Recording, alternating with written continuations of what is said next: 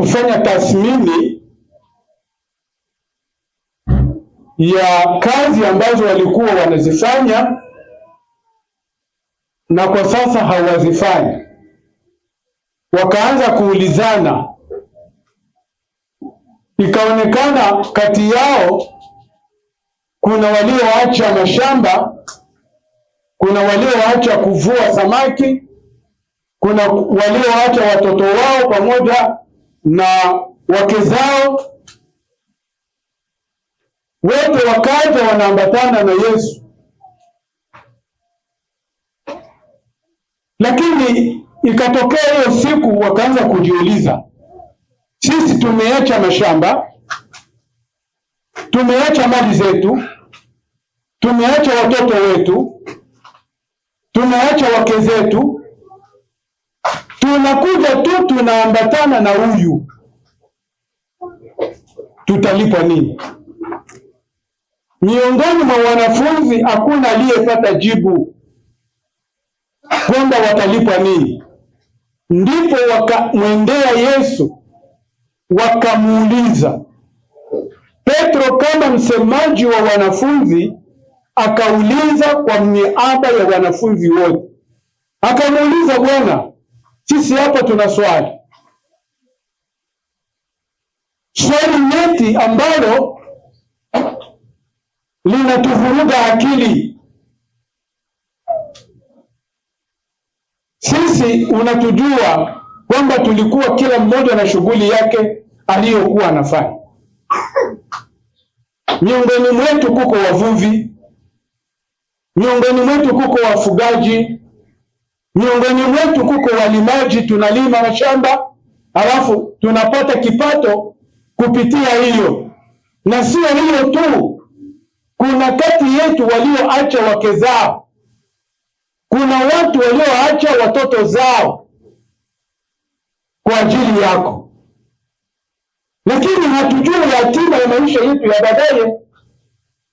Je, sisi tutalipwa nini? Amen, amen. Tutalipwa nini?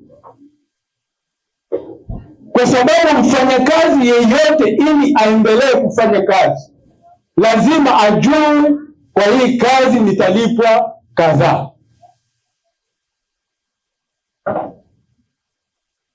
Wafanyakazi wa shirika wanajua kwa saa ninalipa pesa fulani. Wafanyakazi wa Tyson wanajua hivyo. Waliokuwa wanatumika Amana wanajua. Kule kuma plastiki wanajua. Hauwezi kuajiriwa ndani ya kazi na usijue ni ngapi utalipwa. Sema amen. Amen, amen. Kama tukisoma katika barua ya Paulo kwa Wagalatia ile sura yake ya 6 na mstari wa 4. Galatia sura ya 6 na mstari wa 4, tusome kwanza. Wagalatia sura yake ya 6 mstari wa 4. Sura ya 6. Tunasoma Wagalatia sura ya 6 mstari ule wa 4, unasema lakini kila mtu na aipime kazi yake mwenyewe. Lakini kila mtu na aipime kazi yake mwenyewe, ndipo atakapokuwa na sababu ya kujisifu. Ndipo utakapokuwa na sababu ya kujisifu. Ni kwamba hauwezi kuendelea kutumika hiyo kazi na haujajua wewe kwamba hii kazi, je, ninaiumudu? Ninaiweza? Je, nitalipwa ngapi? Tuko sawa hivi? Ndio. Halo.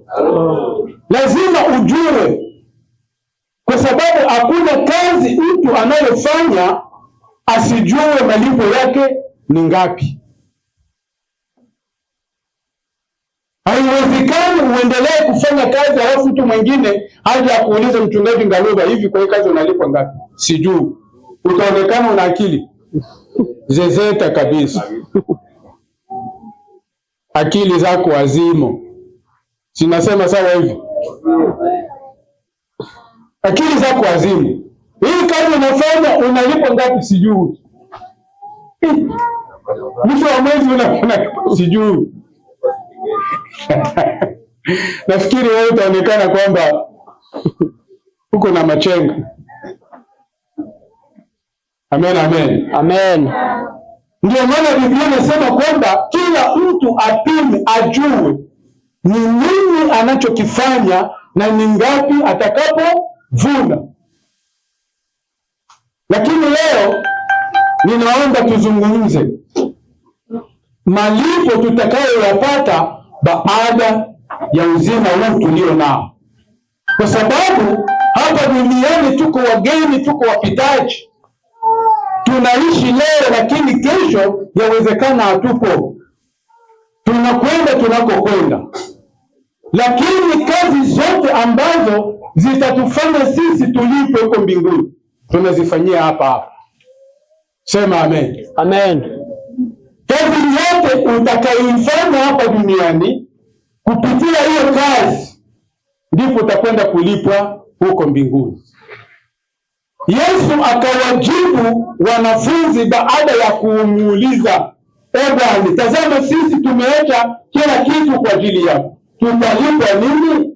Yesu ameanza kutangulia kujibu kwamba katika ulimwengu ujao tutalipwa 100%. Katika ulimwengu ujao utalipwa 100%. Katika Ufunuo wa Yohana sura ile yake 22 na mstari wa 12, hebu soma pale. Ufunuo wa Yohana ngapi? 22 na mstari wake wa 12.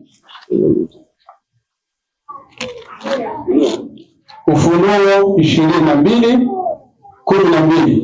Ndio tunasoma, na mwingine atatafuta Wakorintho wa kwanza 3:12 hadi 15. Ndio tunasoma Ufunuo 22 na mstari wa 12 na mstari wa 12. Ndio tunasema, tazama naja upesi, tazama naja upesi, na malipo yangu yako pamoja nami. Na malipo yangu katika Kiswahili kingine wanasema na ujira wangu uko pamoja nami, kumlipa kila mtu kama kazi yake, kila mtu sawasawa na kazi yake. Amen, amen. Amen. Nafikiri hawa watu ama kampani ya huku walijifunza hili neno. Biblia inasema kwamba tazama ninakuja upesi na malipo yangu niko nayo mikononi, kumlipa kila mtu sawasawa na kazi yake. Kama wiki mzima ulitumika siku 2, utalipwa pesa ya siku. Amen. Amen. Kama wiki mzima ulitumika siku 3, utalipwa pesa ya siku. Hauwezi kuzidi. Ulitumika masaa 10 kwa wiki, eti ulipwe masaa 15. Haichi. Halo. Haiwezekani ulipwe zaidi ya kazi unayoifanya. Ndipo Yesu alisema kwamba tazama ninakuja na malipo yangu niko nayo mikononi mwangu, nitamlipa kila mmoja sawasawa na kazi yake. Wakristo wengi ni Wakristo ambao wamekuwa na siku nyingi kanisani, wamebatizwa, wanashiriki meza ya Bwana, ni wachungaji, ni wainjilisti, lakini malipo ya siku ya mwisho unategemea utalipwa nini?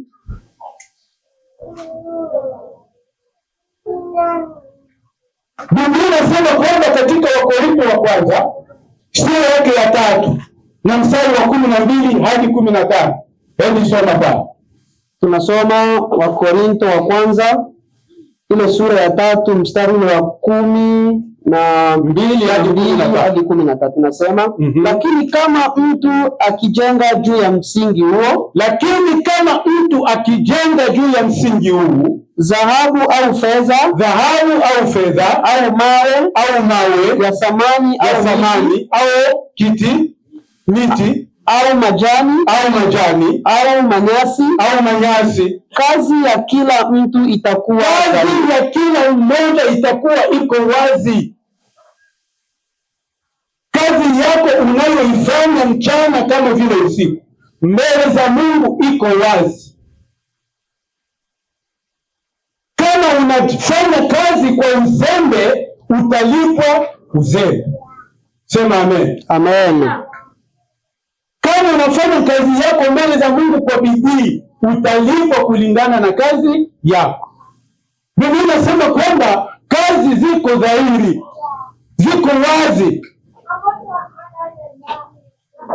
hakuna kinachofichama. Wakristo wengi kanisani, hata ukiangalia katika utoaji, yeye ni mtu wa kutoa dala moja, mtu mzima aliye na watoto.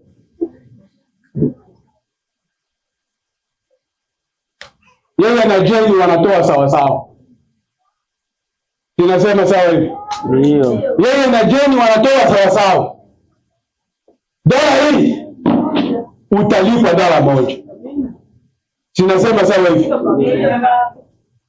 Lakini pia kumbuka, kazi za watu wengine zitachomwa moto na utaokolewa kana kwamba umetoka katika moto. Sadaka yako au kazi yoyote unayoifanya isipokuwa kamili, hiyo sadaka mbele za Mungu haiendi, inaishia katika tumbo yangu hapa. Halo. Hiyo sadaka kwa Mungu haiendi, inaishia katika tumbo yangu, na mimi sina malipo, ninakula tu. Ulitoa bila kuwa mwaminifu mbele za Mungu, ulitoa na mikono yako inajaa uchafu mbele za Mungu, sadaka yako nakula na wewe unakosa malipo. Kwa nini? Haukutoa kwa ukamilifu. Biblia inasema kwamba kazi ya kila mmoja itapimwa. Wakati kazi yako itakapopimwa, je, unategemea kulipa nini? Amen, amen. Amen, amen. Unategemea kulipa nini?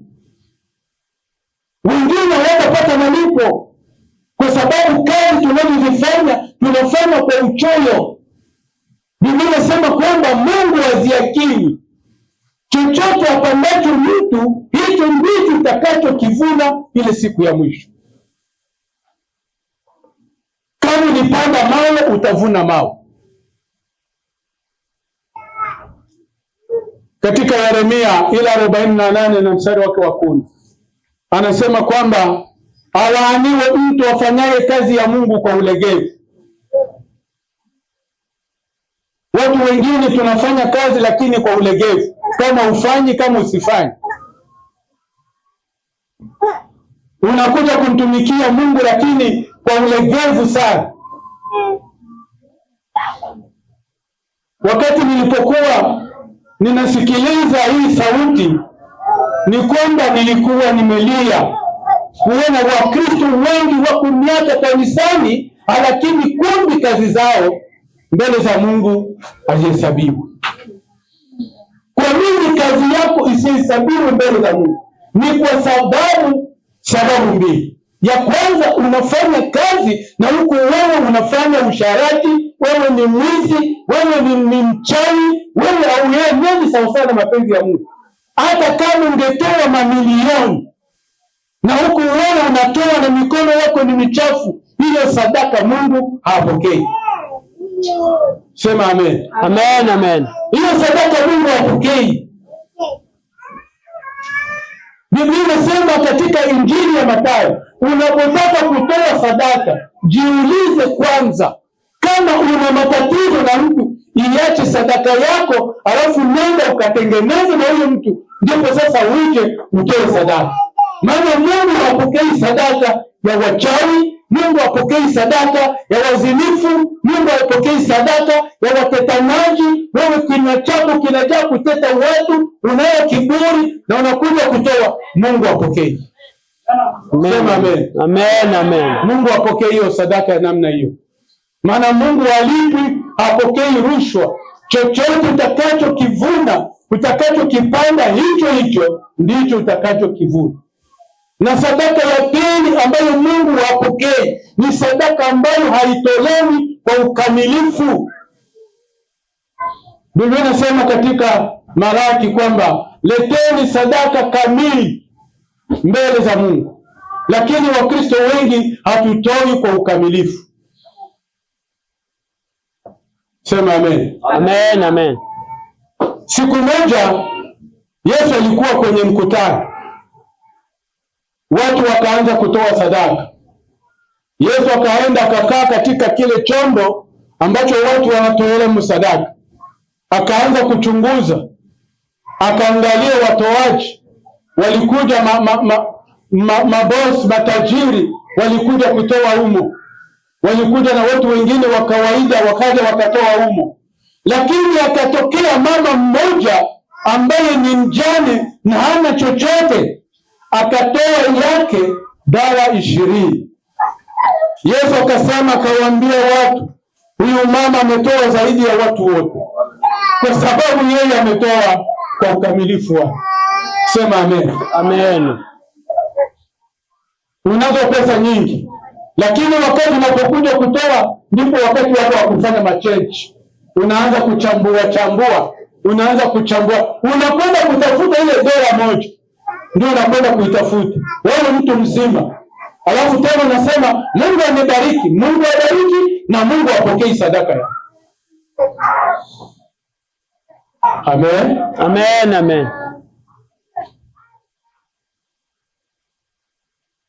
Leo sitakwenda mengi sana, nataka tumalize.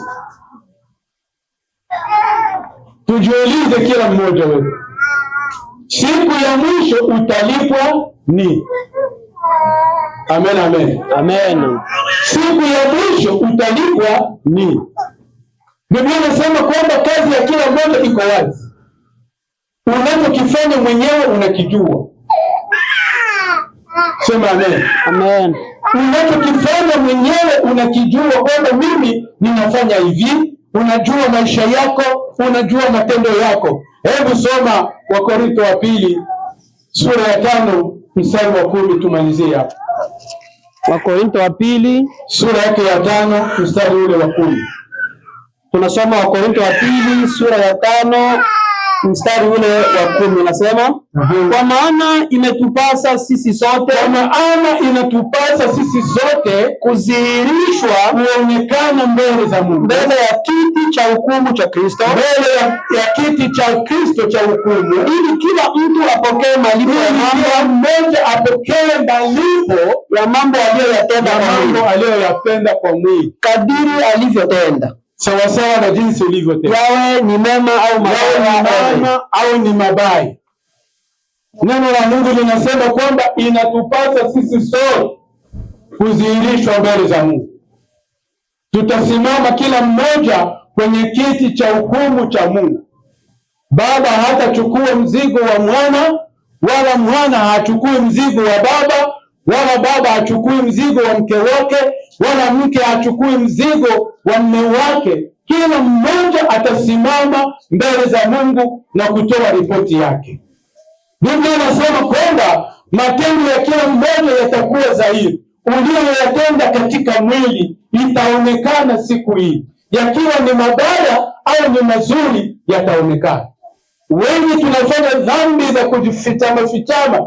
Mchungaji asinione, sawa, sitakuona na nitakupa meza utakula, lakini Mungu ambaye anakuangalia kwa ndani, siku hiyo utakwenda kwenye hukumu.